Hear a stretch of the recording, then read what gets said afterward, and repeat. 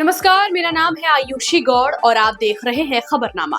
देश की सबसे अहम जिम्मेदारियों में से एक है देश की शिक्षा व्यवस्था। लेकिन क्या आपने कभी गौर किया है कि पिछले 12 वर्षों में भारत के शिक्षा मंत्रालय में स्थिरता सबसे बड़ी कमी रही है।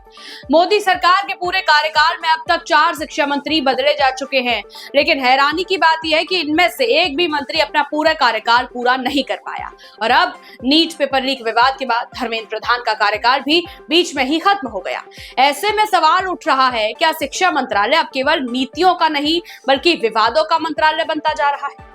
अगर 2014 से शुरुआत करें तो सबसे पहले नरेंद्र मोदी सरकार ने स्मृति ईरानी को मानव संसाधन विकास मंत्री बनाया।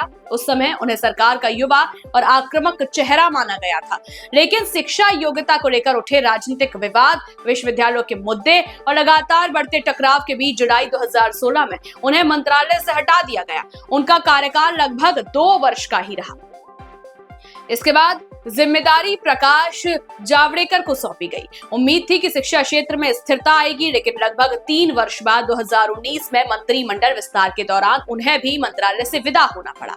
उनके कार्यकाल में नई शिक्षा नीति की तैयारी शुरू हुई, लेकिन वह भी अपना पूरा कार्यकाल पूरा नहीं कर सके। फिर मई 2019 में रमेश पोखरियाल निशंक शिक्षा मंत्री बने। नई शिक्षा नीति 2020 लागू होने जैसे ऐतिहासिक उपलब्धि उनके कार्यकाल में दर्ज हुई, लेकिन कोविड-19 महामारी, परीक्षाओं को लेकर विवाद और स्वास्थ्य संबंधी कारणों के बीच जुलाई 2021 में उन्हें भी पद छोड़ना पड़ा। उनका कार्यकाल भी करीब 2 वर्ष तक ही सीमित रहा। इसके बाद जुलाई 2021 में धर्मेंद्र प्रधान को शिक्षा मंत्रालय की जिम्मेदारी दी गई। उन्होंने लगातार 5 वर्षों तक मंत्रालय संभाला और 4 मंत्रियों में सबसे लंबा कार्यकाल उनके नाम रहा, लेकिन उनका कार्यकाल भी पूरा नहीं हो सका। नीट यूजी पेपर लीक विवाद, देश भर में छात्रों का आंदोलन, एनटीए पर उठे सवाल और विपक्ष के लगातार हमलों के बीच अंततः उन्हें भी पद छोड़ना पड़ा।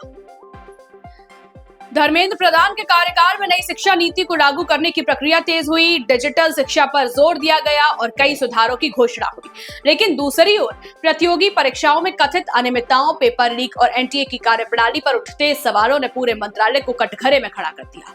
हालिया घटनाक्रम में एनटीए के 47 अधिकारियों को बर्खास्त किए जाने और उनके खिलाफ कानूनी कार्रवाई की घोषणा ने यह संकेत दिया कि सरकार परीक्षा व्यवस्था में बड़े बदलाव का दावा कर रही है। अब सबसे बड़ा सवाल यही है कि क्या केवल मंत्री बदलने से व्यवस्था बदल जाएगी?